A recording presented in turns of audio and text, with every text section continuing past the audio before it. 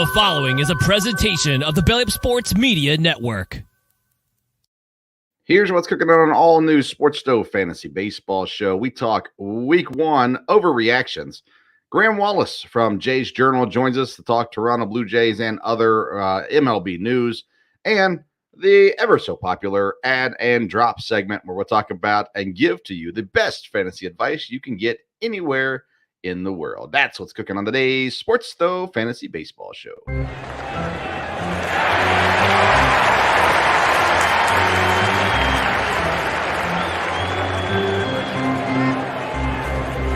Play ball!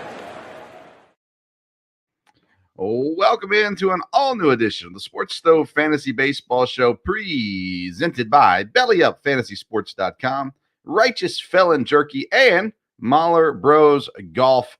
I'm your host, Vince Stover, and I am joined today, as I am usually, by my friend and senior fantasy baseball writer for BellyUpFantasySports.com, the one and only Kevin Wilson. Hey, Kev. Hey, Vince. How's Kentucky right now? You know what? It's beautiful. Okay. we got some good spring weather in. We got baseball going on. Overall, it's a good situation. It is, and we had a great weekend here in Texas as well. The storms passed out of here Friday before they became nasty elsewhere, and so we were able to go outside and have some lunch. Yeah. So life is good. Life is good. And Thursday we had the first pitch. Every team in action. Listen, Kev, I've been watching. Okay, so I've got MLB TV through my phone service. So I watch all the Brewers games. This year they're showing minor league baseball games. So I'm getting to watch. I watch the Brewers game. When that's done, I go over to the Nashville Sounds game to watch the Brewers prospects and the team that I grew up watching in Nashville. It's been fun. It's been neat. It's a neat addition to MLB TV this year. So baseball, that's all more you need to say. I know there's other stuff going on in the world and There is Final Four and everything else, but baseball, it's given us everything we could possibly ask for so far. Yeah. You know, it's funny. Back in the COVID time, when everything shut down, we kept saying, man, baseball should be playing. There's no reason for them not to. They could be the only thing on. Well, this year you come around, there's other things on, but who really cares about UConn, San Diego State? I don't. Majority of people don't. So they got this great opportunity for baseball to steal the show. You got the NFL draft coming up. You got, NBA stuff kind of winding down, whatever, NHL stuff too. But right now, baseball rules the roost. And again, that's a big part of the World Baseball Classic being so awesome. All eyes are on baseball right now. Right, and as they should be. And as I've said, baseball is delivering. Yeah. The games that I've seen, you've got runs going on, but you also have strong pitching going on, and guys that we're going to overreact to and all that here in a minute. Yeah. And so you got stars that's struggling, but everything you could possibly ask for is, in fact, right there for everyone to see. Just open your eyes and baseball. Yeah, and 3 games in for most teams, 4 games in for some teams. When we turn to fantasy baseball, we have to wonder, how could we overreact? And so for today's first segment, our fantasy burner segment, We're going to try real hard right here. Let's get into our fantasy burner.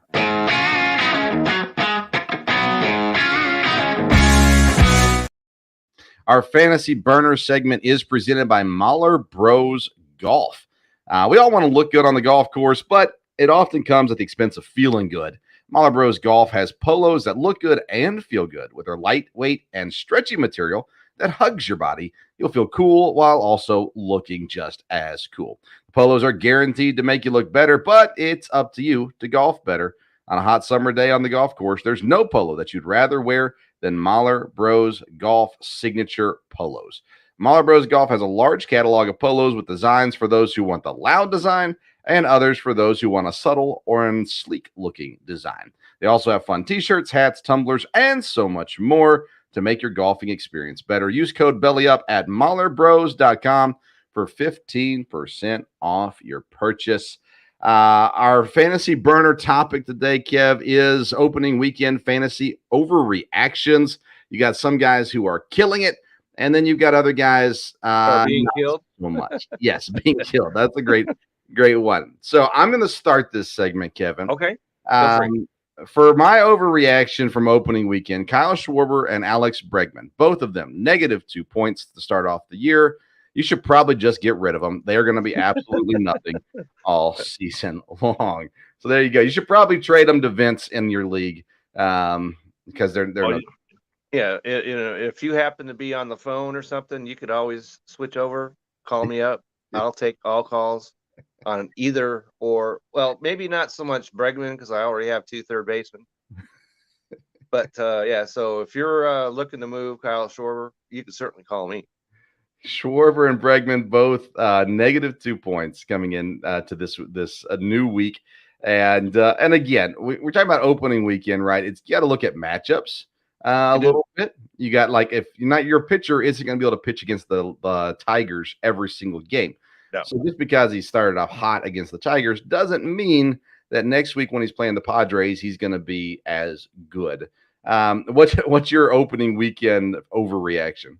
Well, I'm wondering how our esteemed Philadelphia brethren are reacting to the fact that both Aaron Nola and it escaped me. Zach Wheeler? Yeah, Zach Wheeler, right? They both got blowed up. All right. And so there was a question that I was seeing on fantasy baseball, and the question was, how much leash do you give a starting pitcher who pitches not well? And that all depends on the pitcher. Sure.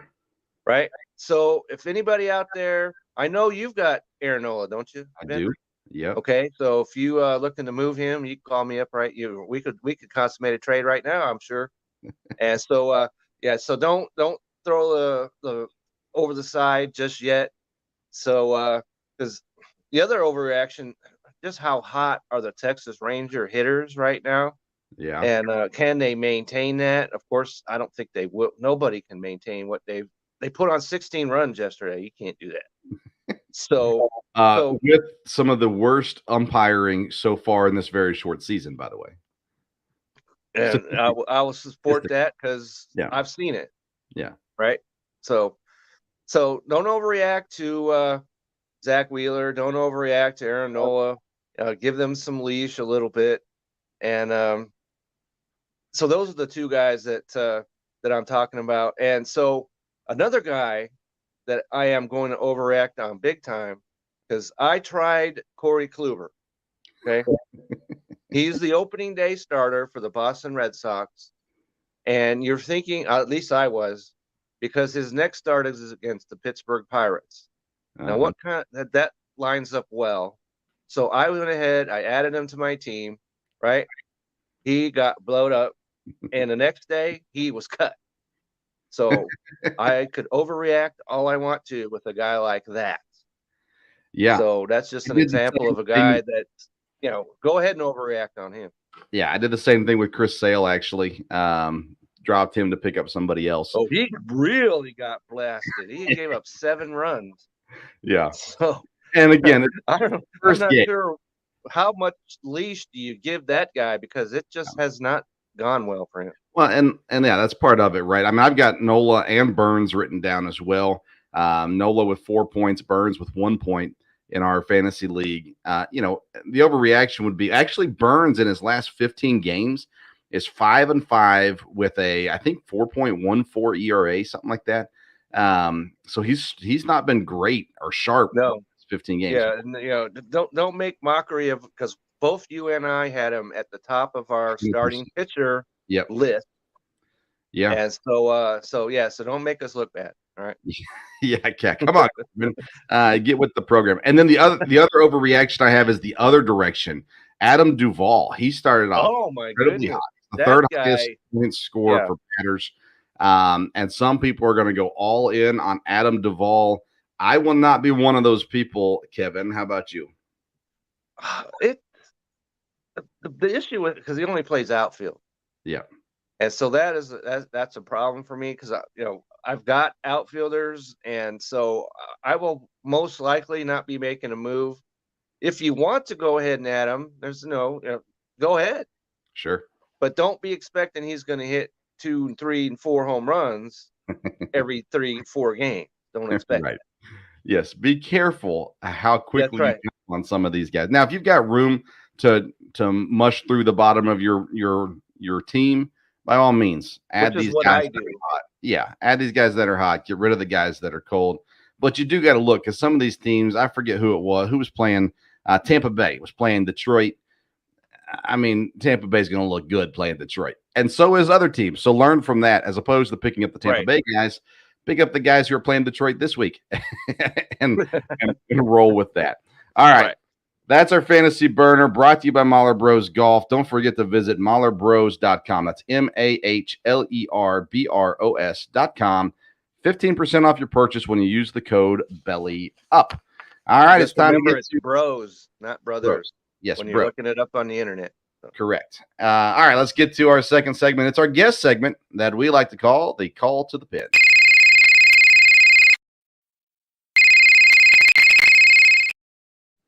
All right, joining us now in our Call to the Pin.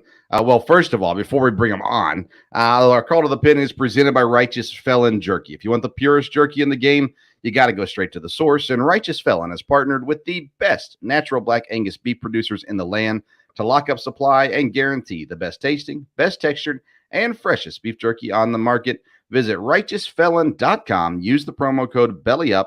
You get 15% off your purchase. And joining us is our good friend that we haven't talked to in a long time, Graeme Wallace. Graeme, how you doing, man? Doing well, Vince. Always good to be on the Sports Stove. Good to see you. Good to see you as well, Kevin. Hey, Graeme, what's the good word up there in Canada? Well, the Blue Jays have been a bit of a disappointment so far the last couple of games, but still have some Well, their strong pitching has the offense. You got to be happy with, expectations. though. Yeah, on Saturday, not so much. Just the one run scored, and it was on a wild pitch. But the pitching, especially today, was definitely not what I thought it was going to be. But it's early days, very early days, obviously. Yeah, early days for sure. And when you got a team with that much high, and by the way, Graeme is tied to Jays Journal and has done a lot of work with the Blue Jays, covering the Blue Jays. Lives in Canada. I've had too many Canadians on recently, Graeme. We had Brent Radlitsky on twice on one of my shows. So lots of Canadians these days, and we're not even talking hockey; we're talking baseball every time. So Yes, we should. But you got a team that has the high expectations. The Yankees obviously are always contending for the division. Tampa is on top right now, 3-0. But again, they played the Tigers in that series. There's a lot of, me and Kevin have talked about this with the Blue Jays. The expectation is there. Can they fulfill the expectation this year? Well, that's the big question. They made some changes last year after the 92 win, but ultimately very disappointing and crushing loss to the Seattle Mariners in that wild card round. They got a little bit more versatile and they got a little bit more left-handed hitting as far as Dalton Varsho is concerned. You bring in Kevin Kiermaier and also some World Series championship experience in it with a guy like Brandon Belt. Another big move they made was bringing in Chris Bassett, but he couldn't seem to find the zone today. And when he did, it left the ballpark in a hurry. So Chris Bassett is a guy that if you want to overreact on, he's another candidate. We didn't talk about him earlier, but yeah, you got racked. Yeah, you definitely drop them off your fantasy team, but they just have to kind of put it all together, Vince, and it remains to be seen whether they can do that. But they had to try something different because it wasn't working with the personnel they had in the last couple of years, even though they exceeded the 90-win mark both times. Do you like the Dalton Varsho ad? I love it. I think this is a guy that's an ascending player. He led the league in defensive run saves last year. He could play in the corner. He actually played in center field today. He had a couple of hits. He was a bright spot. And he made a nice sliding catch as well. He's got 4 years of team control. And, to get a guy like this, you're going to have to give up some quality pieces. And they certainly did that with the young catcher, Gabe Moreno, and Lourdes Gurriel Jr. as well. I think those guys are going to help Arizona out there in the desert. But I think they have a lot more defensive versatility now. Like I said, they have more left-handed hitting, power hitting at that. And, the other thing about Varsho is he's a really underrated base runner. This was the first time I really saw him really move that needle. And he was first to second. He didn't even get a really good jump, and the play was not close at all. I know the bases are a little bit bigger now, but I think he just brings a different kind of dimension to the team. And the other thing is a little underrated part. He's a quiet guy. The Jays have a lot of kind of not quiet guys with Vladdy and George Springer, and it seems like a guy just wants to absorb some of the information from some of those other veterans and young stars, and just kind of soak it all in and make it happen. Yeah, this is the first time. Well, I had Varsho on my fantasy team last year for a short time and traded him I away. did as well, and I knew I wasn't going to have him because he would not be of value this year. I got him in a league this year, and I saw that stolen base pop up on my stats sheet. I was like, oh, there we go. I like steals coming from what I have in my catcher spot, even though he's not playing catcher. Yeah, speaking of steals, the place, because we talked about this, Vince, how much would the impact would these rules have? And we didn't think maybe stolen bases would be quite as a big an impact, but they're stealing bases till your eyes bleed. Right. Yeah. They had over 20 stolen bases on Thursday. Yeah. You'd have to go back to 1907 to find more stolen bases. That's 100 years ago. We're talking dads and grandpas probably not even alive back then.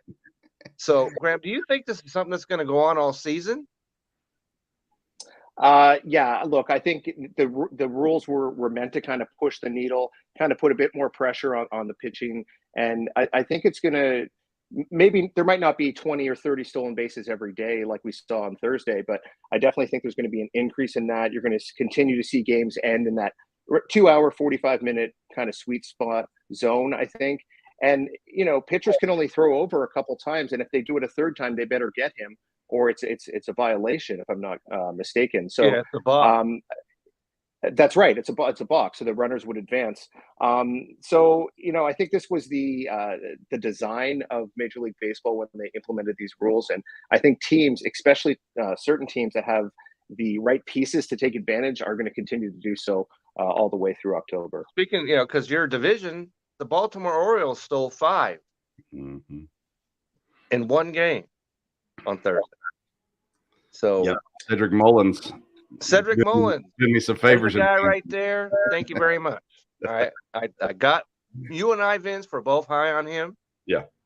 Right, higher in our rankings, and other guys and other platforms had him. I drafted him, and I'm quite pleased because I got 7 points, then 9, and another 9. Yay, Cedric Mullins. I can't have Graeme on without talking about Rowdy Tellez. Today I watched him on a 2-2 pitch take off to try to steal second. And fortunately, the batter hit the ball, and he actually ended up on third base. But he was the announcer. I was listening to the Brewers broadcast, and he was like, "Oh my goodness, Rowdy's running!" So he didn't get a steal. But I always like to thank Graeme for sending Rowdy my way to Milwaukee. I would imagine you want to be the second baseman. He comes bearing in on you, would you? No, that's a good point. These new rules. They've sped up the game. It's amazing. I didn't think it was going to play that big a role, the pitch clock, but the games move, and they're a lot easier to watch. And I like watching baseball. You've got games ending in 2 hours and 3 minutes. Yeah, I love them. That's the extreme end. But yeah. So, do you think? Because the way I've seen it, it seems like the pitch clock has affected the batters more than the pitchers. The batters got to get in the box and hit, and not roam around all over the place. They got to get in there and hit. Well, you must have missed the Blue Jays game because Bassett was rattled. He throws 8 different pitches, so he actually has something on his glove that's going to Danny Jansen, who's the Blue Jays catcher today. So he's actually calling his own shots or pitches, if you will. And I think they're going to have to look at that because, time's ticking. And, like I said, he got completely bombed today. I don't necessarily think that's going to happen all season, but he's a unique case with all that repertoire he has, all those pitches he has in his arsenal. So he's actually calling his own pitches, which is a real unique kind of added layer to this new pitch effects thing.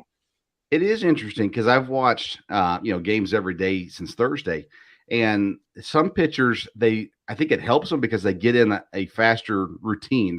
They stay in the flow of the game, which I think has actually helped some of them.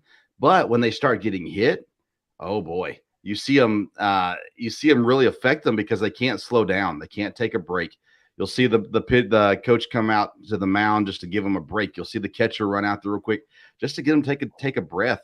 Because what happens, you give up two straight hits. Now all of a sudden you don't have time to clear your mind as a pitcher, and you're just throwing and you keep throwing stuff. But I saw Ohtani the other day, and I know he's unique in his own way, but he puts the pitch comm buttons underneath his sleeve, and he just reaches down and hit. He doesn't even look. He just reaches down and hits a button and then goes and pitches. Where you got some of these other pitchers where they have it up on their wrist, on their glove, whatever, and they're sitting there. You see them kind of looking at it and trying to figure it out, push the buttons or whatever. And I think there's some guys that are just geared that way where they can do it, and other guys that have to learn, or they've got to give it back to the catcher and let the catcher do it for them. It's going to be interesting to see how it affects them, but it is affecting everything. The pitch clock's affecting the stolen bases because the pitchers have to get to the plate faster. And I think it was Harold Reynolds saying that, the runners are going to figure out these pitchers because they're going to automatically have tells because of the pitch clock. And I find that interesting as well, where you're seeing these managers. I think you're going to see it in Tampa just because they've been so in front of things. You might see it in Houston. You might see it in Milwaukee. They got people now that actually get to go back to strategizing in baseball because you're able to pick and choose what the pitcher's doing a little bit better. And that's what for me, the strategy has always been very key when it comes to baseball and me, because I like to be able to try and figure out, okay, what do I do in this situation? What would I do here? What would I pitch here? And so strategy is a big part of my enjoyment of the game. And I suspect you are as well, isn't it, Graeme? Yeah, definitely. And I think, late inning substitutions, like for a pinch runner, is going to be that much more impactful if you could bring in a speedy guy for someone with average or below average wheels. If it's a tie game or a close game, that can have a real impact on a game, especially if he's able to get to second base, get into scoring position, and then most likely you're looking at a base hit that's gonna score a crucial run. So it does bring a lot of the strategy back. Obviously, we have the designated hitter in both leagues, so that's taken some of that away. But I think you're going to see managers utilizing their entire bench. A lot of times they're using a lot of their bullpen arms as well. So it's kind of all hands on deck, and that's going to affect AAA players as well. You're going to see more call ups because injuries inevitably happen, but also there might be guys that get burnt out or they're ineffective after a while. So as we always say, it's not just the 26 guys. Usually you need 40 guys or even more than that to have a good season, and you end up using some guys that you might not think that you would have at the beginning of the season.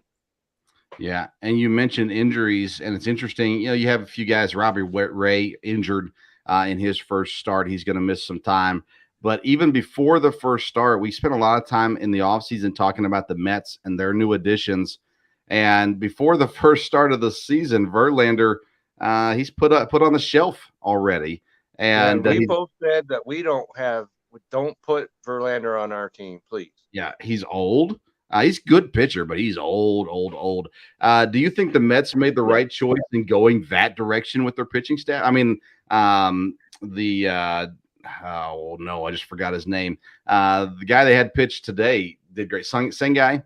Sengai, yeah. Yeah, he had himself a good outing, but and Peterson yesterday pitched well, so that's saving them just a little bit. Do you like what the Mets did this offseason, Graeme? I mean, I love it. It's hard, it's easy to say now that, well, they got this old guy and he's hurt now, so it was a terrible move. But I mean, he did win the American League Cy Young Award last year, and they've got an owner who's bold and he's got very deep pockets in Steve Cohen, so he's going to do whatever it takes to put his ball team in the great position to win. Obviously, the one we're not talking about is Edwin Diaz, which I think could be even more impactful as far as injuries are concerned. I would Obviously, that think was that so. horrible injury that happened in the World Baseball Classic, pitching for Team Puerto Rico. But I still think this is a strong team. They won 100 games last year. They added obviously considerable talent to that ball club. But I still kind of think this division is Atlanta's to lose. And you've also got Philadelphia kind of creeping up there as well, although they haven't had the best of starts down there in Texas. No, giving up 16 runs kind of puts just a slows down the team just a little bit. They'll figure it out, I think, but we'll see.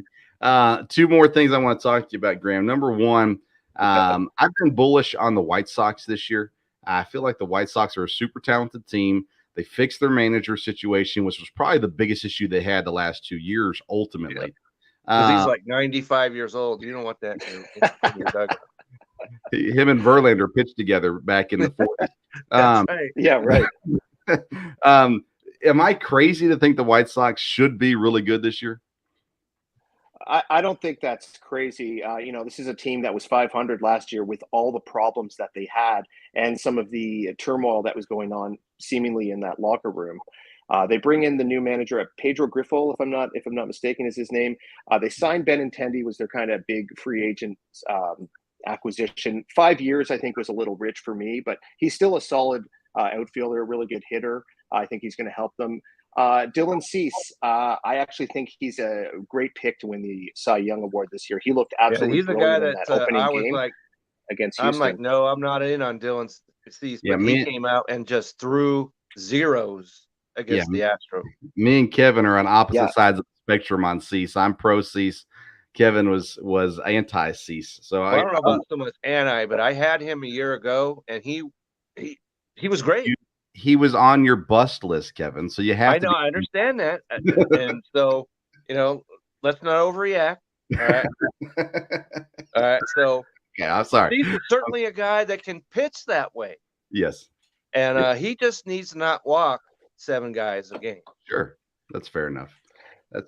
But I'm with you on Cease and the White Sox. To me, they've got 3 key offensive performers that need to stay healthy and they need to be productive. And that's who I'm going to say: Eloy Jimenez, Luis Robert, and Yohan Moncada. If those guys can play more like they were in 2021.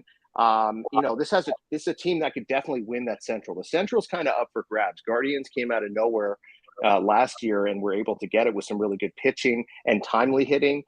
Minnesota is going to be in that mix as well. And then, Kansas City, Minnesota, they're Kansas City and Detroit. Sorry, I couldn't think of the other team. They're kind of rebuilding. So it looks kind of like a 3-team race, but I definitely think the White Sox could make some noise, especially with some different thinking from the managerial side, which I think they're going to get this year. Yeah, the guy that I was big on, Graham, and Vince knows this, Andrew Vaughn is a guy that I've been really beating the drum for. And so what do you expect out of him this year? Yeah, this is a guy I kind of forgot about. First base is his now. Jose Abreu is over down in Houston. So he doesn't need to look over his shoulder anymore. They had him playing in the corner outfield spot, which isn't really what he's suited for. He's more of a first base DH type of guy. I definitely think he's primed for a breakout. I expect him to hit more than 20 home runs and really be an offensive catalyst for them, kind of hitting towards the top or maybe in the cleanup spot in that lineup. If he has a good season, is able to stay healthy as well, he's another one of the guys I kind of forgot about. But he should go. That should go a long way towards the White Sox having a good season. And like I said, they were 81-81 last year. So if they could just creep that up closer to 90 wins, that should be enough to win this division that hasn't been the greatest of the last half decade or so. Yeah, definitely. Jimenez is a guy that I was all for this year. I didn't get him in a single league that I'm in because I wasn't willing to draft him. I wanted to like a round later, and he kept going before I was ready to get him. But nonetheless, okay. Last thing, Graham, that I've got for you is, I mean, we got to talk about Shohei Ohtani. This guy comes in, he's phenomenal. He has an incredible World Baseball Classic. Him and Trout go back to back today, which is always exciting. But the big question mark is well, a lot of people ask, does he finish the season with the Angels? I think he does. But you can give your thoughts on that. And then ultimately, where does he end up next year? Wow.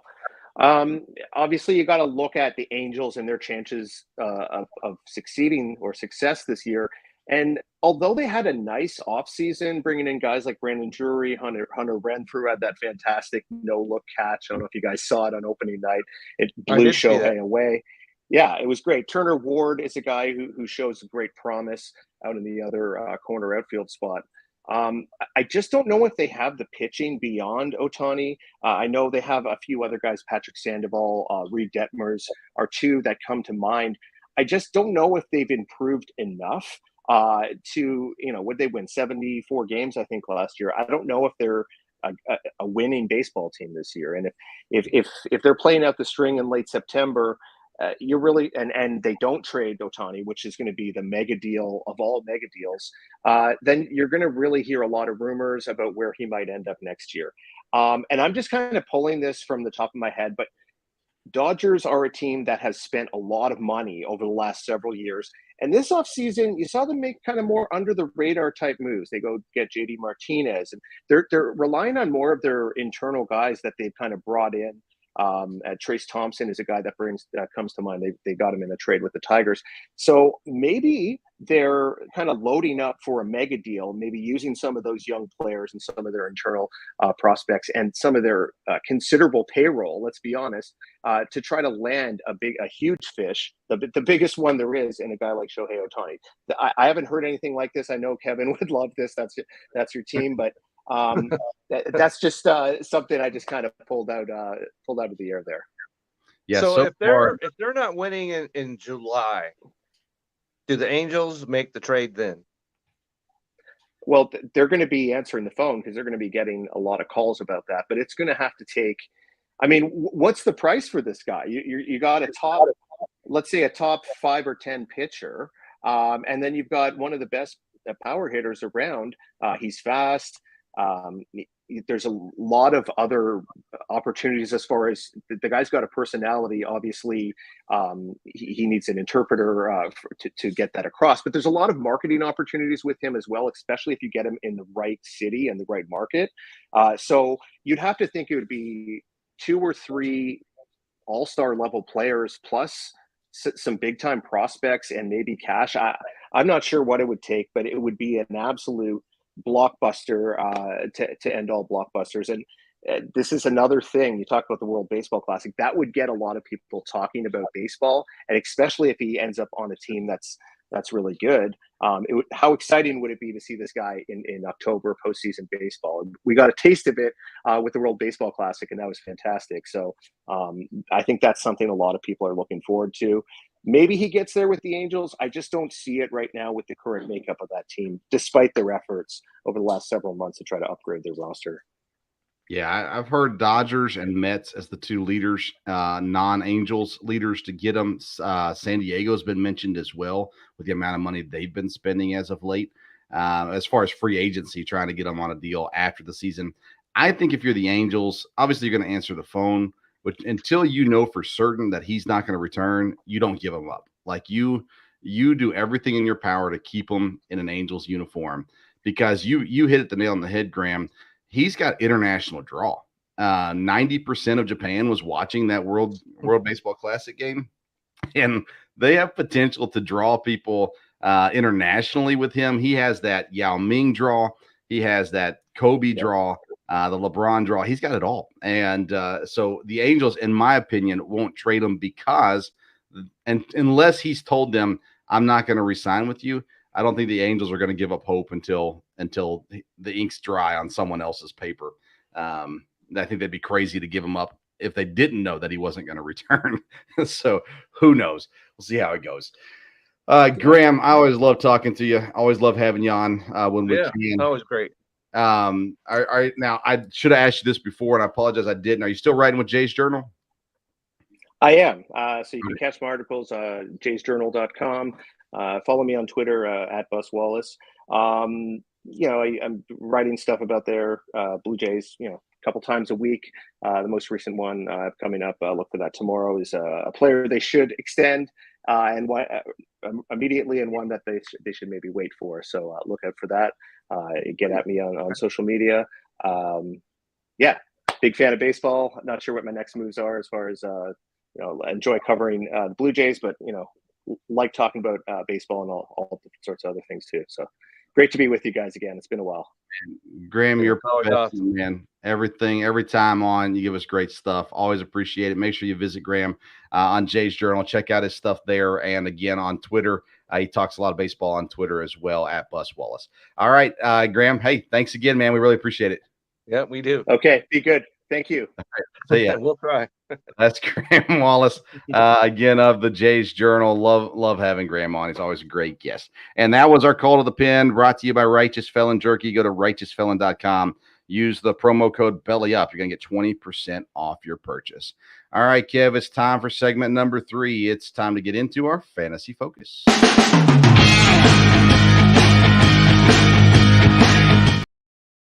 Our Fantasy Focus segment is presented by BellyUpFantasySports.com, your one place go-to shop for everything fantasy sports related: basketball, football, hockey, and of course, baseball as well.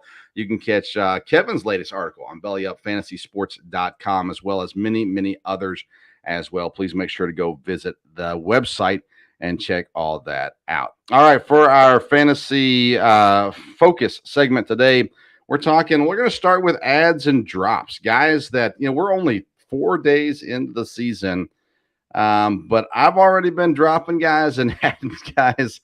I'm in 3 leagues, and I'm moving on some people right now. And I know Kevin is well known for his in-season movement as well. So I've got, let's see here, 4 ads and 2 drops. Okay. How many ads do you have? Well, I can do 4, and I could probably do more than that, but I'll stick with 4. Okay. And the drops, I already spoke about Corey Kluber as a drop, and it really pains me because I wanted to have him pitch well because he's, like I said, he's got the Pittsburgh Pirates coming up next. Oh, yeah. And so, Pittsburgh, they looked okay so far. Sure. Yeah. But a little better than we thought. But if you're going to have a pitcher going up against the Pirates, that's probably something you want to investigate. But I did investigate it, and it was a crash and burn scenario. Well, I'll give you my drops then, and then we'll go back and forth on our ads. Okay. Riley Green. I drafted Riley Green, outfielder out of Detroit, as one of my last picks. Figured I'd take a swing at a young guy prospect, and 3 days in, I was done with him. I'll keep an eye on him, and maybe he'll pick things up. But Riley Green had a horrible start. There were other guys doing much better than him. So I got rid of Riley Green. And then Max Muncy's the other guy. We've dealt with Max Muncy in the past. Okay. And he's day-to-day, because I don't know if you saw that. He got hit in his sensitive zone by a pitch. And so, getting hit there, that's something you want to experience, I'm sure. Yeah. And so I have him in another league, and I am thinking that even though he's owned in like 80% of leagues, I think he's got to go. Yeah, I don't have him in any leagues, and I didn't draft him on purpose. But right, I didn't want to either. But that versatility that he has, I'm like, well, I'll give him a shot later in the draft. So yeah, but that shot is already gone. Yeah, and that's the same thing with Riley Green. It's a late draft. Take a shot on a guy, but it's a guy that you're willing to roll through fairly quickly and try somebody else out. And so I'm that way with Riley Green and Max Muncy. Now, again, if you're in a 14-team league, then maybe you hold on to both of those guys. I'm in a 8-man league, a 10-man league, and a 12-man league, and I'm giving up on Green and Muncy in any league. Okay, I could do that. I could be there with you on both of them. All right, let's go back and forth on these ads then. Who's the first guy that you think someone's got to add? Someone that's got to add is, okay, so Here's a guy, right? Noah Syndergaard. Now, I mentioned, you asked me before the season began, my homer pick, and he was on the list. And so he goes out yesterday, it's against Arizona, 1 run on 4 hits on 6 innings. So, and if there's something that the Dodgers know how to do a lot of things, but they know how to use their pitcher. So Noah Syndergaard is going to the top of my list. He's only owned in 22.9% of leagues. And if you can get a guy like that, and his next start is against Arizona once again. So if you can get him to pitch against Arizona in back-to-back starts, I think that's something you really need to look at. I like it. Syndergaard pitching today. Looked good in that Dodger uniform, by the way. For my first guy that I'm going to go is a third baseman out of Colorado, Elehuris Montero. Montero with a home run, 3 singles, 2 RBIs. He has struck out 7 times, but third base is one of those weak positions, and he plays in a hitter's park. And so again, the price is low for Montero right now. You go out and get him, and you can survive with him as a guy that you're kind of floating through the different areas of your lineup. He had a great first 2 days. He slowed down the last 2 days, and they're getting ready to face the Dodgers. So that's not always the greatest matchup, but again, he's young and he showed some flash, and he's got the job right now, so he can run with it as well. So especially not if you're in an 8-man league. If you're in an 8-man league, you're not getting Montero. You don't want Montero. But if you're in a 12-man league, 14-man league, this is a guy that you got to start looking at. And he's only owned by 4.2% of ESPN leagues. Who's another guy you got? Okay, so another guy, and I'm sure this is something you're going to say, wait, hold on a second, because my guy is Carlos Carrasco of the New York Mets, who happens to pitch tomorrow against your Milwaukee Brewers. Okay. And this is the guy, remember, he won 15 games a year ago. True. And so he's a quality guy. And for some reason, he got shuffled to the back end of the Mets rotation. But maybe that's a good thing for him. And even though he's facing Milwaukee, that puts him possibly into the 2-start week conversation. And so I think Carlos Carrasco is a guy that and he's only at 16%. Yeah. So he's a guy that I would certainly look at adding if you're looking for a streamer tomorrow. I like it. My next guy is a guy I picked up in another league. He's actually already on a team in our league, but he's only on 4.7% of rosters. His first baseman, designated hitter for Miami, Garrett Cooper. First 2 games, he went 4 for 8, a home run, and 2 RBIs. And then game 3, he went 1 for 5, did not play today in the game against the Mets. But Garrett Cooper's a guy who's been around for a couple of years now. He gives you stats here and there. In a points league, he gives you points, on average 2 to 3 points at least. And on a good night, he's giving you 5 to 6 points. So again, these are not people that are just, we can't just put in here as a guy you need to add as Luis Reyes. Well, of course, he's already on a team. But Garrett Cooper's a guy. Adding players that are already on a team does not work. It doesn't work. So Garrett Cooper's a guy that has some history, some positive history. And this Miami team looks like they're going to be a fun team this year as well. And he has that first base job pretty well locked up. So Garrett Cooper's a guy that I'm intrigued in some leagues. And like I said, added him in one of my leagues as well. All right. So I'm going to go to a guy, and I can't really believe I'm talking about him because he's a guy that I've been up on. He's a guy I've been down on. And that's Adam Frazier, who happens to play now in the Baltimore Orioles organization. And he is a guy that's second base and outfield qualified. He's another guy that's not available in our league. So, we got to give out the shout out to the guys in our league. They know some baseball. All right. But he's only owned in 10.7% of leagues. And I really like that second base outfield combination. Mm-hmm. That gives you all kinds of places you could stash this dude. At second base, you can put him at second shortstop. You can put him in the outfield spot. You can put him at utility if you need to. But it's not just because of that. Because look at this. he had 2 hits the other day. He has 3 hits today, including a home run.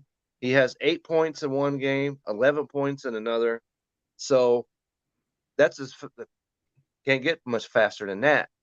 So, and second base, as we talked about, is the position that's weak.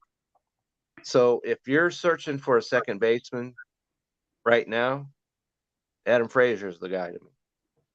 I like it. And I was going to go to a pitcher, but since we're talking about second baseman, I'll go to a second baseman as well that I have on my list. And a lot of weeks I'm going to give you something in regards to a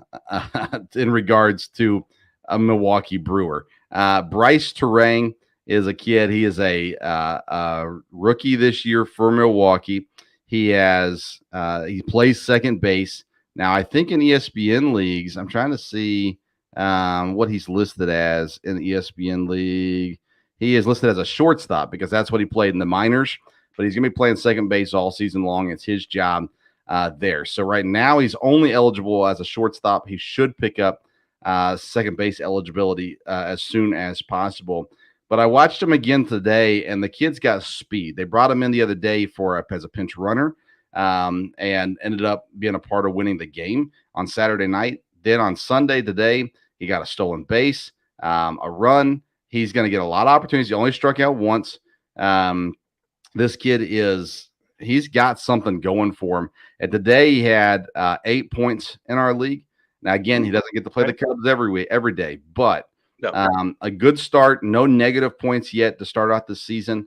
And again, he's available. He's only on 1.5% of teams. So if you need a second baseman, this is a kid who's going to get consistent playing time, and he's going to be running the bases. He's ridiculously fast running the bases. So I think he's a guy that's worth, again, as you get through this season, you get an injury at second base, you got to fill a spot at second base. He's a guy worth looking at, I think, at least in your waiver wire. Okay, so that's an excellent observation right there. And one guy that I'd like to put in my drop list, and has a guy that got some preseason hype, and it was actually written about on the Belly Up Fantasy website, but it's not working, and that's Brian Dela Cruz up there in Miami. And if you're going to have an outfielder on your team, it would be preferable if he had a base hit, and he does not have one this year. Not one. All right. So, and he wasn't even in the lineup today. That's all negative. That's bad. So, and he's only owned in 5% of leagues. So if you're holding on to this guy, hoping he's going to splash out, you need to move on and keep an eye on him. I'd certainly would, but don't have him on your roster. He was a popular sleeper pick this year. He was. But that's the thing you got to look at even with sleeper picks. Sometimes sleeper picks are guys you don't draft. The guys you watch on. Sleeper picks are sleepers for a reason. Yeah. And it depends on the size of your league. As we're in a 10-man league, and so sleeper picks don't really have a whole lot of place. True. On except for apparently in our league, because everybody's like, give me that guy that's only owning 10% of leagues. But Brian Dela Cruz, not a guy you need on your team right now.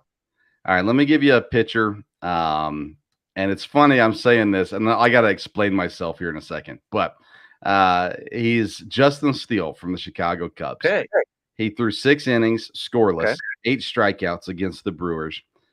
Did not get the win in that game. Milwaukee ended up coming and winning at the end of the game. Only gave up 3 hits. He's young. He had a good end of the season last year. He's got some really good stuff. He's only owned in 13.3% of leagues right now. Now, I added a different Cubs pitcher today, not Steele, but my purpose behind this was Steele just pitched. I picked up a guy who's going to pitch early on this week because I was looking for another start. I picked up Hayden Wesneski, who again is a very young guy, 10.7% owned in leagues, and he's not proven anything yet, but he pitches Tuesday against the Reds. I mean, the Reds have looked good to start the season off, but I'm gonna take a chance with Hayden Wesneski also. But if you just need a pitcher for a long term, for sure you're gonna say Marcus Stroman right there. Oh, no, no, no. If you if you need a pitcher long term, go Justin Steele. If you need a pitcher short term, Hayden Wesneski is going to help you out this week. But Justin Steele's a guy that I wouldn't mind. I almost drafted Justin Steele actually, and didn't need any more pitchers by the time that came around.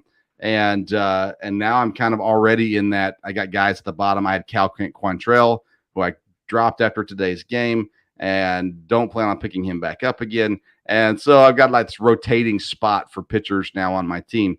But Justin Steele's a guy that I'll go get if he's still available after Wesneski pitches. That's a guy that I could have easily have mentioned, and but I'm going to go to a pitcher as well. And we talked about our Philadelphia brethren. I wonder what they're thinking right now, because they let Zach Eflin go. Oh yeah, down there to Tampa. Yeah, and he's at 17.4%. And best of all, he faces the Oakland A's in his next start. And so he faced Detroit, okay, first start. Then he faces Oakland. That doesn't get any better. Okay? And the only way it gets better, Kevin, is the guys who pitch before him, they get Washington. So they start Detroit, Washington, and then go there. So they have the perfect start to the season to roll things along, because Oakland is, Jeffrey Springs is a guy that you have. Jeffrey Springs is my team MVP of the weekend. We didn't mention that. Yeah, he pitched 6 innings of no-hit baseball with 12 strikeouts and 1 walk. And I went and snagged him in another league. I have him in one league, snagged him in the other league. You've already got him in our league, so I couldn't get him there. But Jeffrey Springs comes through, 12 strikeouts in 6 innings, no runs earned, 35 points in our league. 35 fantasy points. Yeah. And look at him. Shane McClanahan, 25 fantasy points. Zach Eflin, 20 fantasy points. Springs now 35. This tells you, if it doesn't, they still got Drew Rasmussen to go. Yes. And understand this, though, if you're listening to the show and you're newer to fantasy baseball, please take this advice. As you can jump on these pitchers, and it could be a good thing. But the lesson you should learn from these 3 games against Detroit is you need pitchers pitching against Detroit. It's not always that Zach Eflin's going to be the guy that stars all season. It's that whoever's pitching against Detroit, and Eflin should have a good season, but and Springs should have a good season, McClanahan, all that stuff. But if you got a pitcher going against Detroit, you better play him. You better have him up there. Right. If you've got the room to make that streamer, because streamers have a place on any fantasy league. All right. Doesn't matter if it's 10-man, 14, whatever. And so, as you've observed, at the bottom of my roster, I make moves. Yeah. I make moves and I bring in these guys that are streamers, and sometimes it doesn't work. Corey Kluber did not work. Okay. But sometimes it does work. And so that's why you need to just, like you said, you need to check who are they playing against and go with your gut sometimes and just throw the dice. Just remember that in fantasy, there's a starters, limit. So don't be sitting there saying, I'm going to go out and play 5 starters every day. That's not going to get it. Right. So I agree. Kevin, I wanted to talk to you about a guy that I told you that you were so smart to draft. And you said, well, I'm not smart for that reason, Vince. I watched Mookie Betts play second base today for the LA Dodgers. And I just continue to go, I wish I had Mookie Betts on my team. Congratulations for having Mookie Betts, drafting him and your first pick overall. And I think you're going to see Mookie get second base eligibility this year. And that just boosts his value so much. It does, because you look at Mookie Betts, and he had 7 fantasy, then 3, then 2. The Dodgers offense has looked a little underachieving thus far. And but he's had a hit in 3 straight games. And so I'm all as happy as I can be with Mookie Betts right now. And then, like you said, if he happens to add that second base eligibility, that puts him right in the MVP conversation in fantasy to me. Definitely. Now let's do that quickly. You mentioned a guy already, but our fantasy MVPs for week one or for opening weekend, who do you got? Well, as I mentioned him on my team, it's Springs only because, as you mentioned, 35 fantasy points. Yeah. So who else could it possibly be? On offense, my MVP is Cedric Mullins because Yes. he's given me 7 and 9 and 9 fantasy points. So at least on my team, those are my two MVPs. And as far as the league is concerned, nothing has changed my mind as far as Shohei Ohtani is still the runaway Oh, yeah. leader and as far as the MVP in real and fantasy baseball, because all he did is he went out and pitched 6 innings and didn't allow any runs. And then he had a home run today. He had 2 hits yesterday. The dude is just, there's no words. I don't think that they've invented the words to describe this guy. Yeah, I'm with you on Cedric Mullins. What he did to start off this season so far has been incredible, and he has just carried the load for fantasy teams everywhere. I think you got to be happy about that. I'm going to go pitching, and he's not on my team, but Garrett Cole. I mean, he was a guy that we were battling Garrett around Cole, as a two pitcher. He goes Mhm. out and goes 6 innings, 11 strikeouts, 30 fantasy points. Which is a great start. And there have been several pitchers that started off really well. We talked about Dylan Cease earlier as well. Of course, Shohei And how Ohtani. about the guy that I was talking about, Framber Valdez Yeah. of the Houston Astros, in that same game matched Dylan Cease 0 for 0. Yeah. And I'm trying to find, I can't find him right now. But yeah, he had a great, there a lot of good, some bad ones, but some good ones too. Brandon Woodruff, again, he's on my Brewers. I love it. He's on my team as well. 8 strikeouts to go with 6 innings and a win, which is always nice. Or I didn't get the win, excuse me, but the quality start, which is a nice, nice little addition there as well. So a lot of good That does qualify in our league as, quality start is a category in our league.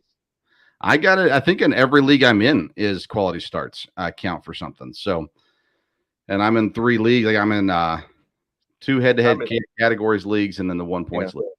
Yeah, I'm in 2 leagues, and so quality start and holds should be a place in every team because that just expands out your possibilities that you might want to consider, especially the holds thing. You and AJ Minter over there and he's actually their closer right now, but even when he's not, there's a lot of fantasy upside to that. Yes, indeed. Quick rundown of our league. We still go through next weekend for our first matchup of the year. I'm currently dominating Mike Brown, the co-founder of the Belly Up Sports Network. So, Mike, I always appreciate an easy win. Thanks for playing. And Kevin currently beating Dan D'Amico, the defending champion, by about 20 points. So, if you notice that, Vince, on opening day, that was not looking good for Team Wilson. so the fact that I'm actually beating him, my pitching over the weekend has really come through. Nice. The highest scoring 2 teams in our league are going against each other. My dad, 257 points. Nathan Nguyen, 223 points. So they're going against each other this week and they're just hammering it out. And then our lowest scoring guy of the opening weekend is Nick Macaronis. I saw that. He hasn't even busted 100 points yet. Nick, get on it, man. Yeah, come on, Nick. I know you're watching. Let's power up some statistics here. Yeah, we got to figure something out. All right, Kev. You can always find Kevin on Twitter at Kevin62 WILSEA. He loves to banter back and forth with you on Twitter, so you can reach out there. Absolutely. Anywhere you want to banter, I'm there. I'm there for it. He's also, of course, writes on BellyUpFantasySports.com. Has an article out every single week that you can check. I'm assuming you're doing add and drop article this week.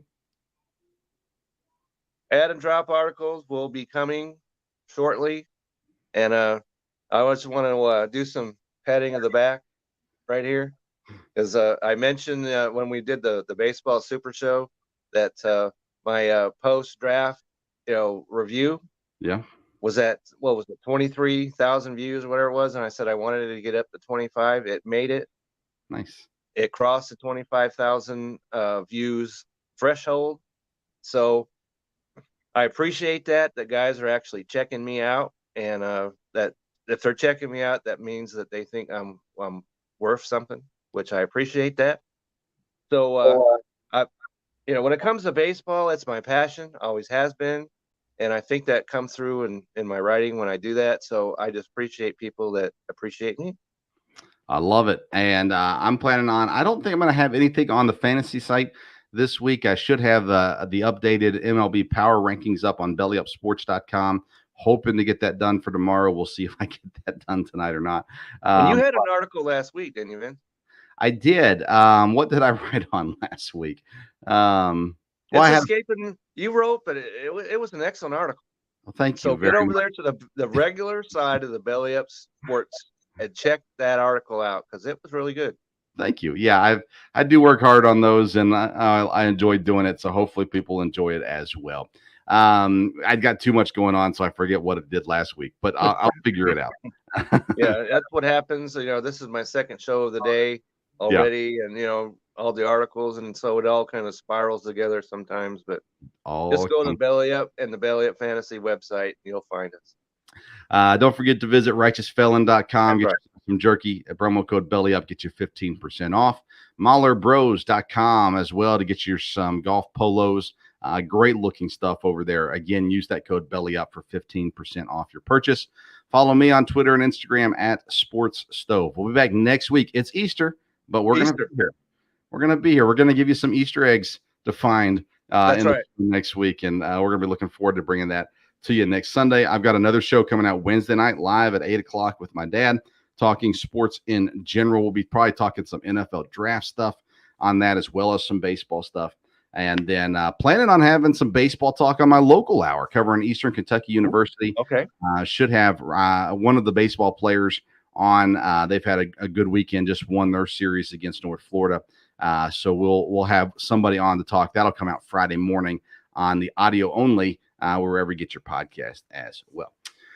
All right, friends. Hey, thanks for tuning in tonight. We always appreciate it. Had a steady flow. Appreciate the love. And Graeme, thanks again coming on. Graham's always great. And as you mentioned, get over there, check him out. Jay's Journal. He knows what he be talking about. So get over there and check him out. He's got it all. All right, friends. Thanks for tuning in to tonight's edition of the Sports Stove Fantasy Baseball Show. Until next time, we'll see you around the Sports Stove.